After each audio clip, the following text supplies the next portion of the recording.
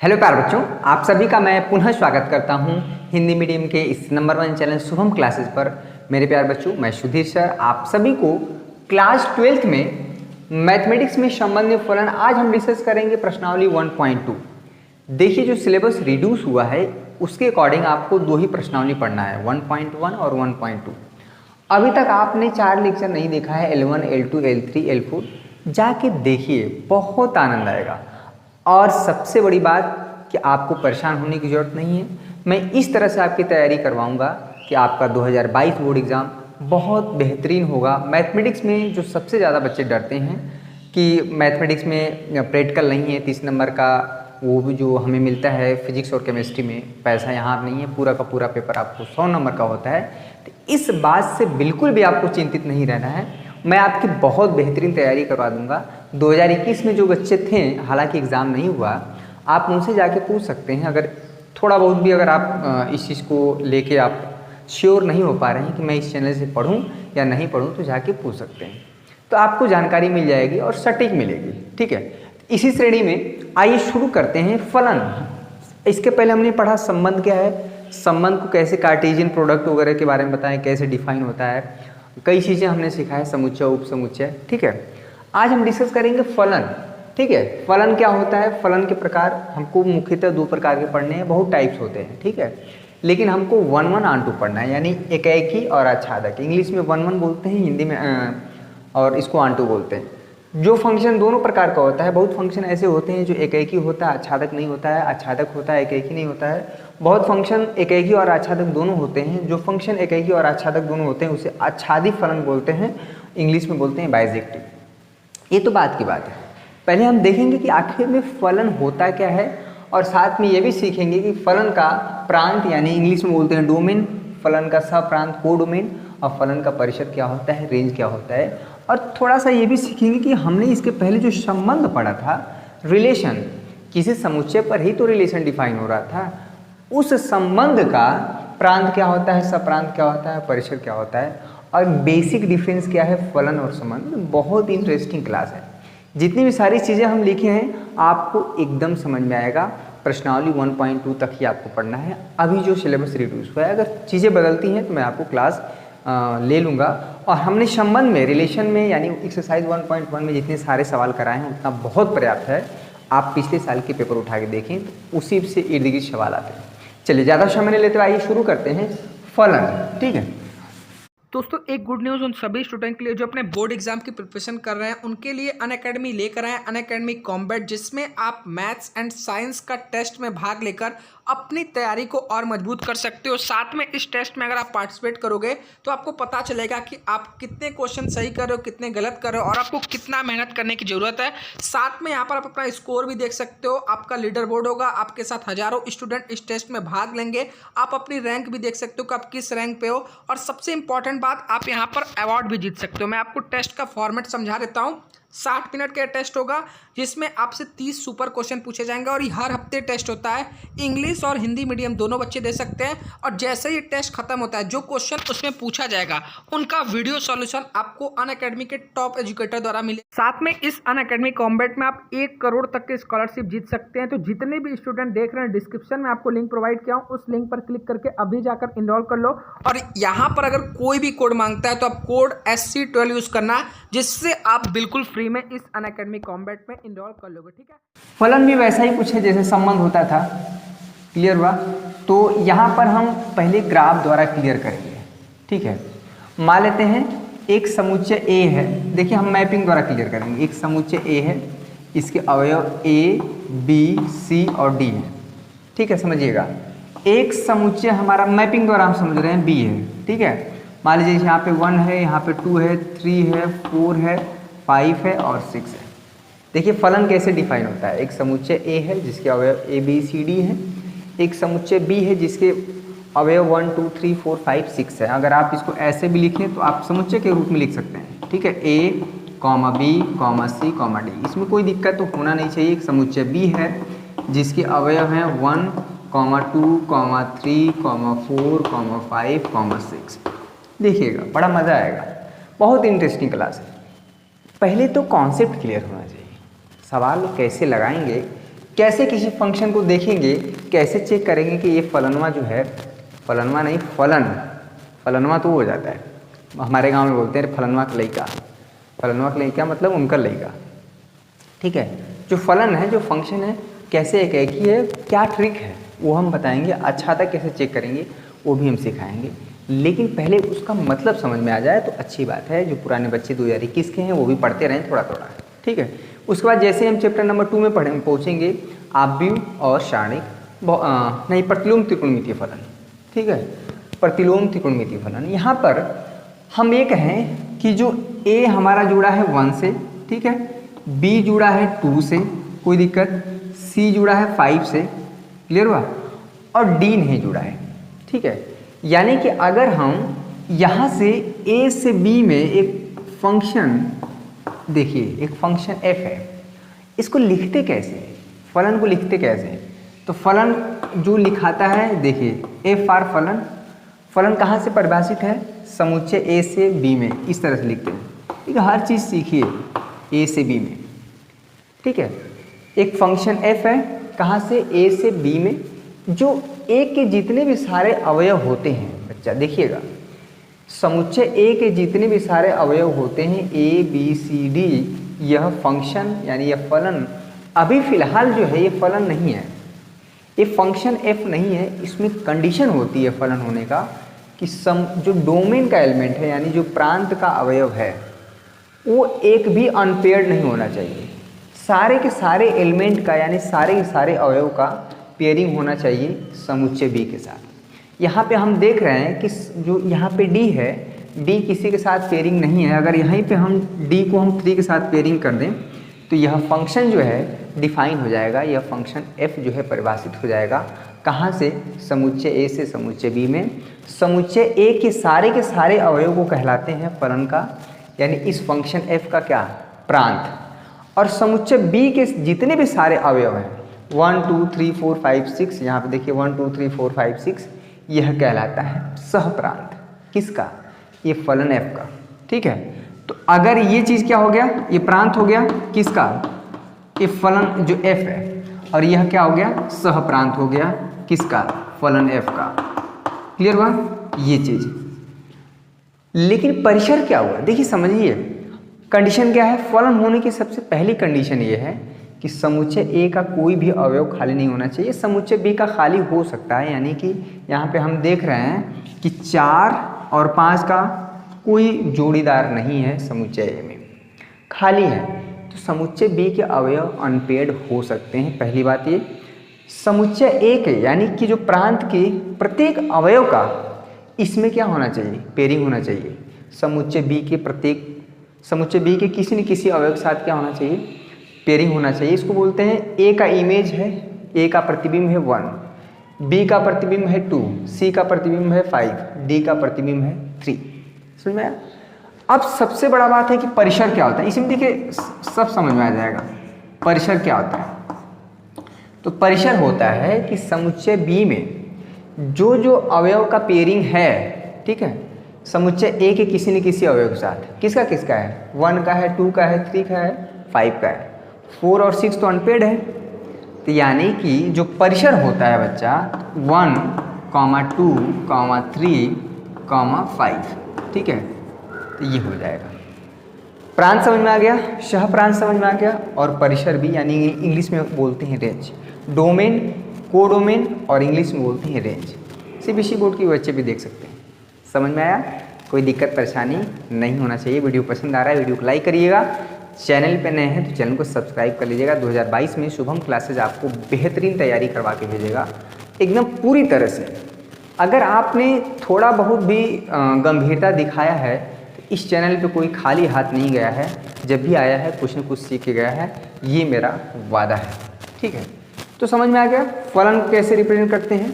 अब देखिए यहाँ पे अगर इसको ऐसे लिखा जाए, ये जो f है इसको ऐसे ऑर्डर पेयर के रूप में लिख सकते हैं, a, 1, ठीक है, b, 2, क्लियर हुआ, और c, यहाँ पे है 3, c, 5 है ना, c, 5 है, और d, 3 है, d, 3 है, क्लियर हुआ। इसको आप ऑर्डर पेयर के रूप में भी लिख सकते हैं। क्लियर हुआ? और ये a कॉमा 1 लिखने का मतलब है कि a का इमेज 1 है, b का जो इमेज 2 है यानी b का प्रतिबिंब 2 है, c का प्रतिबिंब 5 है। ठीक है, तो ऐसे अमूमन इस तरह से जो लिखते हैं ये अमूमन जो है फलन संबंध को दिखाने का तरीका होता है, और जो फंक्शन को लिखते हैं वो इस तरह से लिखते हैं।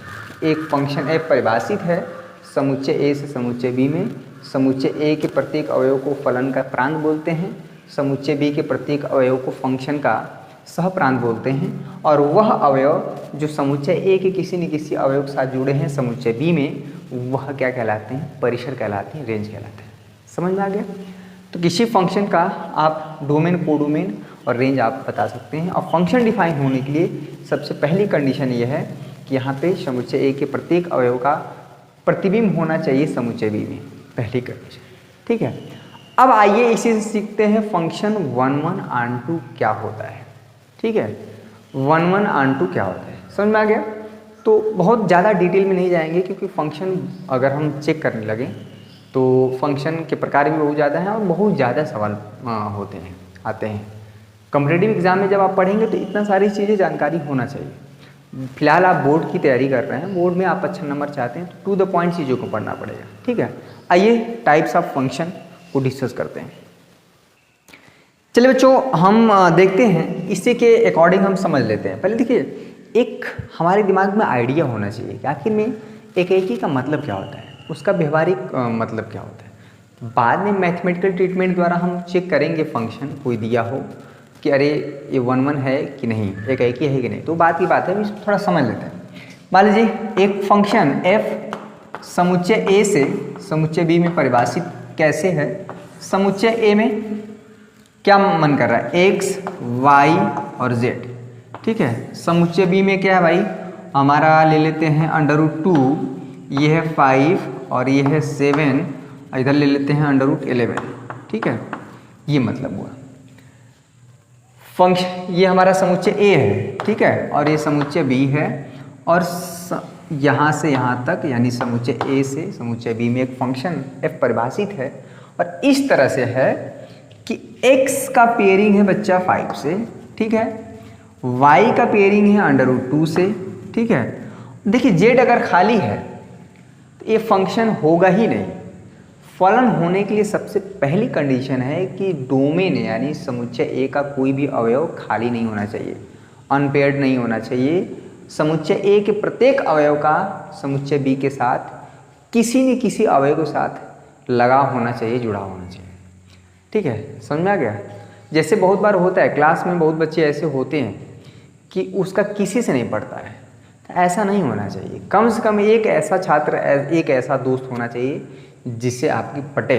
ठीक है, जिससे आपके साथ पेयरिंग हो। पटने का मतलब होता है कि अच्छी मित्रता होनी चाहिए, काम आते हैं और जीवन में भी आगे बहुत काम आते हैं। ठीक है, z जो है, मान लेते हैं z जो है इसका पेयरिंग 7 के साथ है, तो कभी भी इस तरह से मिले, यानी कि x जो है, x का पेयरिंग है किसके साथ? 5 के साथ। ठीक है, y का पेयरिंग है √2 के साथ, और z का पेयरिंग है 7 के साथ। कभी भी इस तरह से फंक्शन हो, या ऐसे भी हम लिख सकते हैं कि f(x) 5 है, y क्या है बच्चा? y क्या है? √2, यानी और क्या है? f(z) क्या है? यहाँ पे 7। ये भी एक तरीका होता है। x का इमेज 5 है, y का इमेज √2 है, z का इमेज 7 है। ठीक है, तो ये उतना यूज नहीं किया जाएगा जितना ये यूज किया जाएगा। अभी बात की बात है, अभी समझिएगा, मज़ा आने वाला है। ठीक है, समझ में आ जाएगा। ऐसा हो ही नहीं सकता कि आपको समझ में ना आए, अगर आप थोड़ा सा भी मतलब इतू सा भी अगर ध्यान देंगे ना तो समझ में आ जाएगा। तो यहाँ पे कहीं ऐसा हो कि समुच्चय a का एक इमेज, एक एलिमेंट, एक अवयव का जो प्रतिबिंब है समुच्चय b के एक ही अवयव के साथ हो, तो इस प्रकार के फलन, इस प्रकार के फंक्शन को हम एक बोलते हैं। और यहाँ पे साफ साफ दिख रहा है कि x एक अवयव का एक ही प्रतिबिंब है इसमें समुच्चय b में, यानी कोडोमेन के साथ, है कि नहीं? x का 5 है, y के साथ √2 है, z का 7 के साथ है। लेकिन कहीं कहीं पे हो जाता है मैनी वन। ठीक है, यानी कि ये फंक्शन अभी 1 1 है, एक ही है, क्लियर हुआ? तो आपके दिमाग में तुरंत सवाल आएगा कि अरे सर बार बार हम ऐसे ही मनाएंगे क्या? नहीं, एक तरीका होता है। अगर आपको एक फंक्शन किसी समुच्चय ए से समुच्चय बी में या किसी भी डोमेन से किसी कोडोमेन में परिभाषित हो तो कैसे चेक करेंगे, ठीक है? मैथमेटिकल ट्रीटमेंट क्या है? How to check this function will be 1 1, ठीक है, एक ही। तो बात की बात है, समझ में आ गया ना? 1 1। अगर यहीं पे मैनी 1 यानी यहाँ पे हम देख रहे हैं मैनी 1, इसके x तो 5 से जुड़ा ही जुड़ा है, यहाँ पर y भी इससे जुड़ जाए, ये चीज़, ठीक है? x का इमेज 5 है और y का भी इमेज क्या है? 5 है, ठीक है? इसको हम हटा देते हैं, यहाँ पे इसको हटा देते हैं फिलहाल। यानी x का इमेज 5 है, y का इमेज भी 5 है, √2 नहीं जुड़ा हुआ है, ठीक है? √2 खाली है।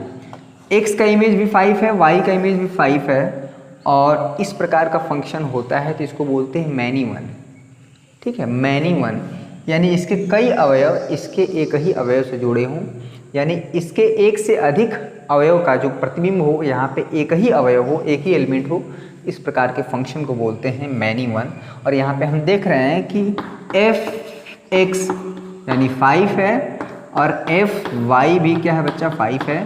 तो ये हो गया मतलब 1 1 का। समझ में आ गया? 1 1 भी समझ में आ गया, मैनी 1 भी आ गया, लेकिन पढ़ना आपको 1 1 है। कोई फंक्शन दिया रहेगा तो अगर कोई फंक्शन 1 1 नहीं है ना तो मैनी 1 होगा ही होगा।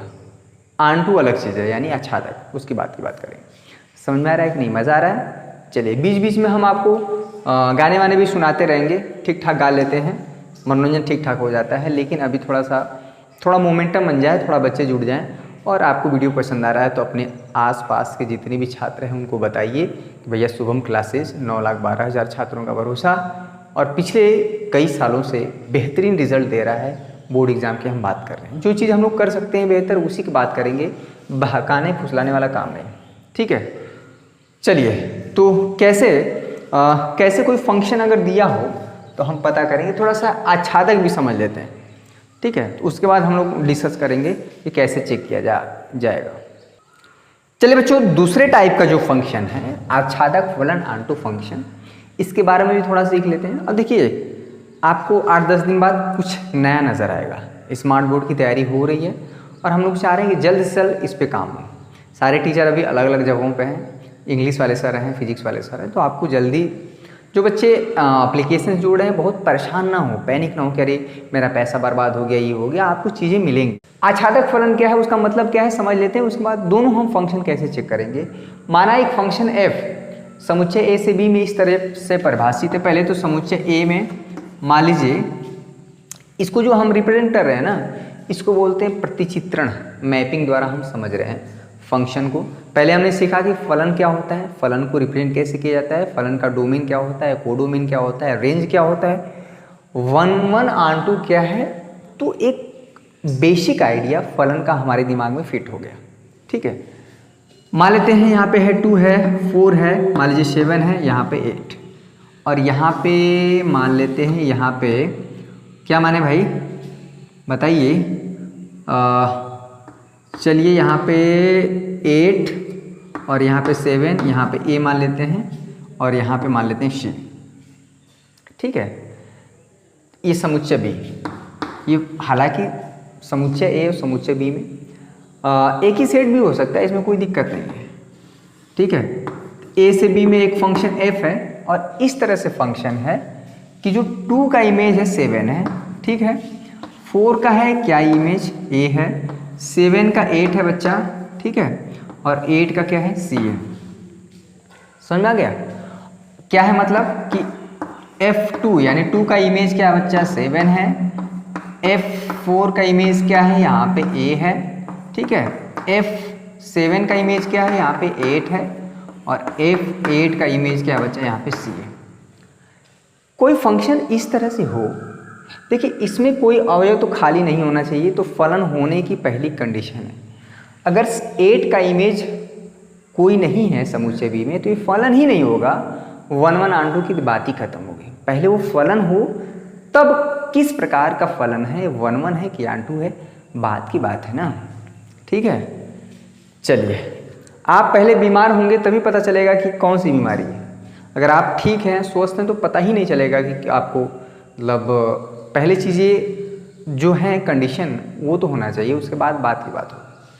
हालांकि बीमार उमार की बात नहीं करिए, इस समय बहुत ज़्यादा स्थिति सही नहीं है। तो इस प्रकार का फंक्शन कि समुच्चय भी यानी कि जो सहप्रांत है, ठीक है, सहप्रांत जिसको कोडोमेन बोल रहे हैं, सहप्रांत इंग्लिश में बोल रहे हैं कोडोमेन। थोड़ा सीख लीजिए, एक बार सीख लेंगे पूरे जीवन भर काम आएगा। आपके घर में कोई बच्चा हो 10th क्लास में, आपका भाई बहन कोई भी हो, बाद में जब 1 साल बाद जाएगा तो कभी पूछे तो बता सके, इतना अच्छे से पढ़ा होना चाहिए। पढ़ने का मतलब है सहप्रांत कोडोमेन। यहाँ पर परिसर की बात हम करें, परिसर, ठीक है, रेंज, इसको R से रिप्रेजेंट करते हैं। रेंज में हमने क्या बताया था कि जो सहप्रांत में जो जो अवयव अगर साफ साफ हम शब्दों में ये कहें कि समुच्चय B का कोई भी अवयव खाली नहीं होना चाहिए, अगर ऐसा है तो ये फलन हमारा कहलाता है आंटू। इसके यहाँ पे देखिए √11 का इमेज नहीं है, ये फंक्शन आंटू नहीं है, ठीक है। इसके पहले 1 1 था ये, ठीक है।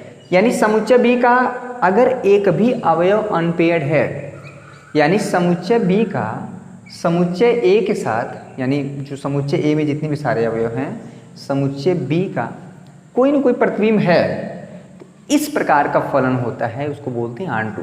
पूरा आच्छादक, जिसे नाम से पता चला, आच्छादक मतलब पूरा ढका होना चाहिए, ठीक है। तो यहाँ पे हम अगर रेंज की बात करें, परिसर की बात करें, तो फंक्शन का 8 7 AC हो जाएगा।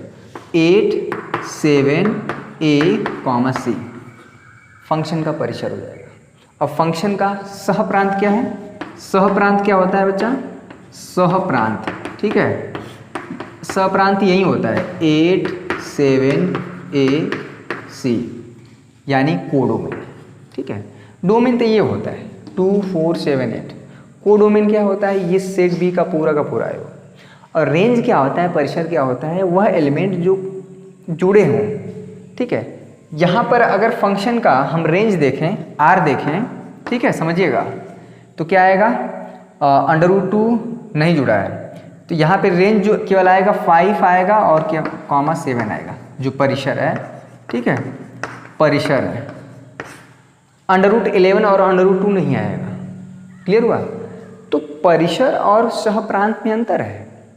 और जब भी कभी भी R यानी परिसर यानी फंक्शन का जो रेंज है, यानी R, वो सहप्रांत के बराबर होता है, सहप्रांत, ठीक है, यानी कोडोमेन के बराबर होता है बच्चा, तो वह फंक्शन हमारा क्या होता है? आंटू होता है। यहाँ पे फंक्शन का परिसर और फंक्शन का कोडोमेन यानी सहप्रांत बराबर है, यहाँ पे फलन हमारा क्या है? आंटू है। तो ये हो गया ग्राफिकली द्वारा, यानी ग्राफ द्वारा या मैपिंग द्वारा हमने सीख लिया कि फंक्शन क्या होता है, फंक्शन के प्रकार, 1 1 आंटू और कैसे इसका मीनिंग क्या होता है, ठीक है। चलिए ये हो गया, तो इतना दिमाग में बैठा लीजिए, बहुत ज़्यादा हम डिटेल में नहीं जाएंगे। अब हम सीखते हैं कि कोई फंक्शन दिया है तो कैसे हम चेक करेंगे कि ये फंक्शन 1 1 है, आंटू है। समझ में आया? वीडियो पसंद आ रहा है, वीडियो को लाइक करिएगा, ज़रूर आपको पसंद आएगा अगर आप पूरा देखेंगे तो। 20 से 25 मिनट देना है, इससे ज़्यादा हम अभी आप क्लास लंबा नहीं ले रहे हैं। जैसे हम लोग बनारस एक साथ इकट्ठा होंगे, आपको घंटे भर की क्लास मिलेगी, और सिलेबस का टेंशन बिल्कुल नहीं लेना है। 2 से 3 बार हम पढ़ा चुके हैं 2021 बैच वालों को, और जाके पूछिएगा, कोई बच्चा अगर पढ़ा होगा, रेगुलर पढ़ा होगा, तो आपको पढ़ा देगा, इतना अच्छे से हमने पढ़ाया हुआ, ठीक है। आइए थोड़ा सा और हम 1 आध 2 क्वेश्चन करते हैं। आइए बच्चों, थोड़ा सा हम सीखते हैं कि अगर मान लीजिए कोई फंक्शन f R हमने बताया था पहले दिन, इसको R* लिखा करिए, R* से R* में, ठीक है। नेचुरल नंबर, ये नेचुरल नंबर नहीं है, R* क्या है? प्राकृतिक संख्याओं का समुच्चय, अरे वास्तविक संख्याओं का समुच्चय। R* क्या है? इस पे हमने डिस्कस किया था, -∞ से +∞ के बीच में ये है पूरा वास्तविक संख्याओं का समुच्चय। यानी फंक्शन का जो डोमेन है पूरा आर स्टार है और जो फंक्शन का को डोमेन है वो भी आर स्टार है। और यहाँ से यहाँ तक में एक फंक्शन इस तरह से डिफाइन है एफ एक्स इक्वल टू, जो फंक्शन का लिखने का तरीका है वो भी देख लीजिए। मान लीजिए 4x माइनस 9 है, ठीक है, ये फंक्शन हमारा परिभाषित है, इसको आप अब देखिए ये फंक्शन का जो बिहेवियर होता है कि जैसे यहाँ पे आप चेंज करेंगे x की जगह अगर कुछ भी आप चेंज करेंगे तो यहाँ जहाँ x रहेगा वहाँ चेंज हो जाएगा, ये इसका बिहेवियर होता है, ठीक है। यानी अगर आप चाहते हैं x की वैल्यू 2 रख दें, ठीक है, और जो वैल्यू रखाता है वो यहाँ से होता है और जो वैल्यू आता है रखने के बाद वो यहाँ की वैल्यू होती है, ठीक है, ये ध्यान दें। अगर x की वैल्यू आप 2 रखेंगे यानी x इक्वल टू 2 पे फंक्शन का मान आप चेक करना चाहते हैं, यानी 4 इंटू 2 माइनस 9, ये आ जाएगा -1। अपने जीवन काल में सॉल्व कर पाएंगे अपने 4 गुना के 8 और 8 में से 9 घटा पाएंगे अब कभी, -1 आएगा। यानी x इक्वल टू 2 पे फंक्शन का मान क्या है, -1 है, ठीक है। जरा x इक्वल टू 3 पे रख लीजिए, देखिए क्या आता है। x इक्वल टू 3 पे तो यहाँ पे हो जाएगा 4 3 12 -9, यहाँ पे हो गया 3। यानी कि x इक्वल टू 3 पे जो फंक्शन का मान है वो 3 है। अगर हम उसको मैपिंग द्वारा समझें तो हम कहेंगे कि 2 का इमेज -1 है, 3 का इमेज 3 है, ठीक है। देखिए जैसे हम वीडियो शूट करने आते हैं ना बच्चा, वैसे चिड़िया चिल्लाने लगती है, कोई बात नहीं। यहाँ पर देखिए 4 इंटू 4, जहाँ जहाँ x है ना वहाँ चेंज हो जाएगा, x की जगह 4 हो जाएगा। तो x इक्वल टू 4 पे इसका मान 4 चौको 16, 16 में से 9 घटा पाएंगे 7 आएगा, ठीक है। इसी तरह से आप x इक्वल टू मान लीजिए 1/2 रख लीजिए, कोई दिक्कत, क्योंकि आर स्टार जो है माइनस इन्फानाइट से प्लस इन्फानाइट, ये ओपन इंटरवल बोलते हैं बच्चा। ये इसका मतलब है कि माइनस इन्फानाइट और प्लस इन्फानाइट के बीच की वैल्यू, माइनस इन्फानाइट और प्लस इन्फानाइट कभी इंक्लूड नहीं होगा, ठीक है। अगर यहीं पे हम ये कर दें आर स्टार, देखिएगा 2,5 लिख दें, ठीक है, कुछ भी मान लीजिए समूचे ए लिख देते हैं और ये लिख दें 2,5, इसमें बड़ा अंतर है। इसका मतलब होता है कि 2 और 5 भी इंक्लूड होगा, इसके बीच की सारी वैल्यू जितनी होंगी वो तो होगी। इसका मतलब है 2 और 5 भी होगा, एंड पॉइंट पर भी फंक्शन की वैल्यू निकाली जा सकती है। और इसका मतलब ये हुआ कि 2 और 5 नहीं लिया जाएगा, उसके बीच की वैल्यू जितनी होंगी, ठीक है। इसको बोलते हैं बंद अंतराल, इसको बोलते हैं ओपन इंटरवल, इंग्लिश में क्या बोलते हैं, खुला अंतराल भी, जो भी है समझ में आ जाएगा, ठीक है। x इक्वल टू 1/2 पे देखिए फंक्शन का मान क्या है, 1/2, 4 इंटू 1/2 -9, ये हो जाएगा -7। इसी तरह से आप x की वैल्यू जैसे यहाँ पे चेंज करेंगे फंक्शन का मान उसी हिसाब से निकल जाएगा। यानी जो पूरा फंक्शन का जो बिहेवियर है पूरा का पूरा डिपेंड करता है यहाँ पर, x आप क्या इनपुट दे रहे हैं उसी के अकॉर्डिंग आउटपुट आएगा, ठीक है, समझा गया।